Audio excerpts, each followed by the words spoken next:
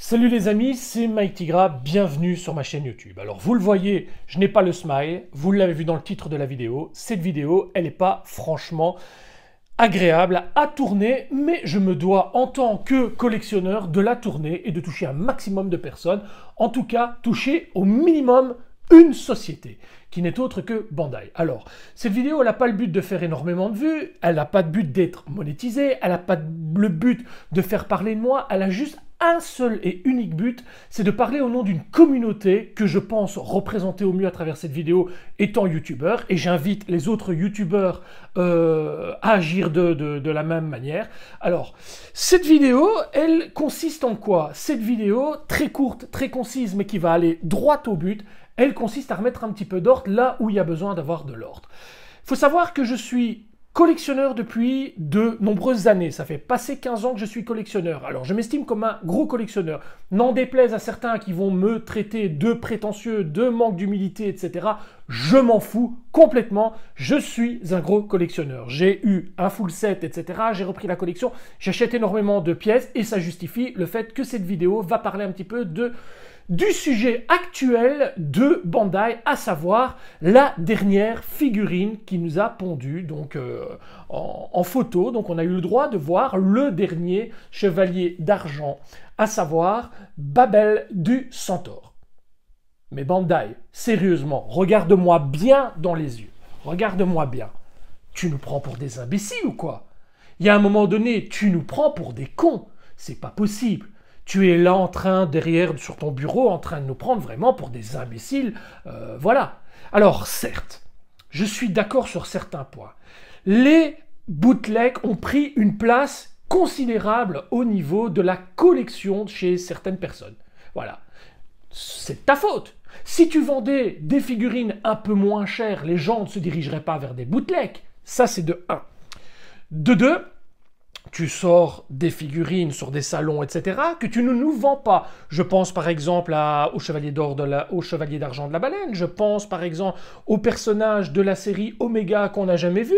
Je pense à plein de personnages que tu nous as déjà présentés en salon. On a eu des visus, etc. Tu ne les sors pas. Après, tu t'étonnes que les gens te boycottent, que les gens en ont marre.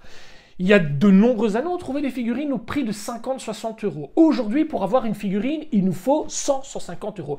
Mais t'as fumé ou quoi, Bandai? Mais à un moment donné, arrête de te foutre de la gueule des consommateurs que nous sommes, des clients que nous sommes, parce qu'on n'est pas que des consommateurs, on n'est pas que des clients, on est aussi des grands enfants qui ont énormément de passion pour les figurines que tu nous as vendues il y a très longtemps, parce qu'aujourd'hui, c'est plus vraiment le même état d'esprit que tu as vis-à-vis de nous.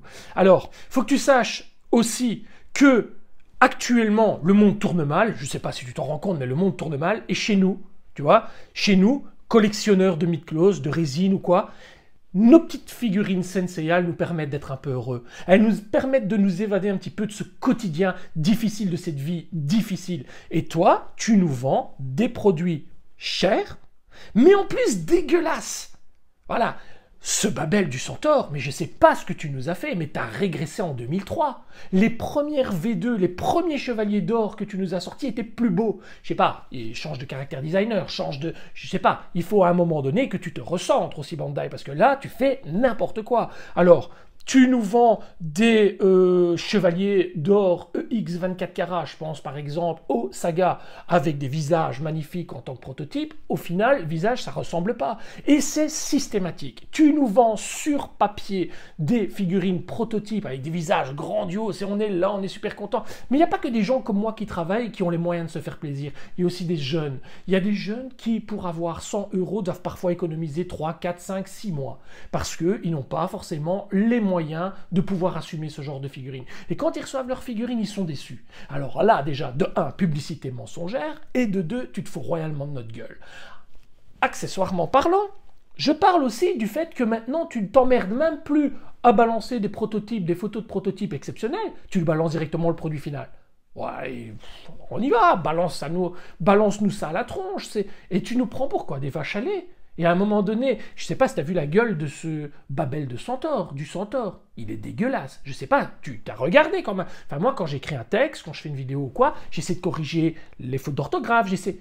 Toi, t'as même pas. Toi, tu nous as balancé le produit brut comme ça. Ouais, on sort ça du cul d'un mouton et on le balance. Ouais, et à un moment donné, il faut arrêter, quoi. Alors, je sais très bien qu'il y a des gens qui travaillent chez Bandai et qui regardent mes vidéos. Je le sais. Voilà, je le sais de source sûre. Il faut faire remonter l'information. C'est plus possible. Alors, ce qui va arriver, c'est que les gens comme moi, que les gens comme vous, tous, les collectionneurs qui regardaient cette vidéo, ne vont plus acheter de figurines. Alors oui, je sais que pour Bandai, c'est peu de choses.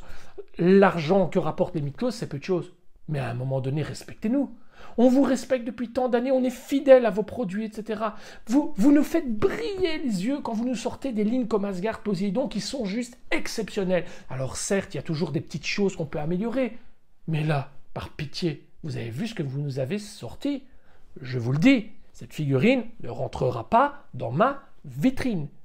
J'en ferai la vidéo. Cette vidéo ne sera pas monétisée, je vous le promets, elle ne sera pas monétisée parce que je refuse de faire de la monétisation sur un produit aussi dégueulasse que ce Babel de Centaure, mais je ferai la vidéo pour descendre cette figurine en live, en vidéo, et vous dire à vous tous qui regardez la vidéo de ne pas acheter cette figurine. Vous allez perdre votre argent.